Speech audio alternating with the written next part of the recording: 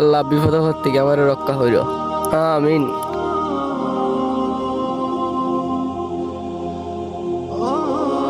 এর লিগে আমার ভাই অনেক বড় বিপদে পড়ছে, আজকে ওরে শেষ করিয়া দিব।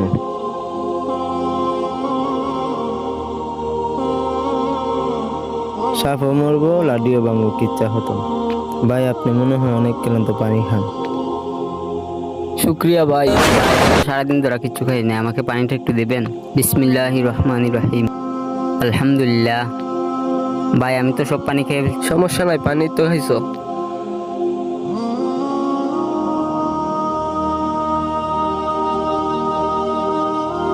আরে পানিটা কে খাইবার কথা, কে খাইতেছে?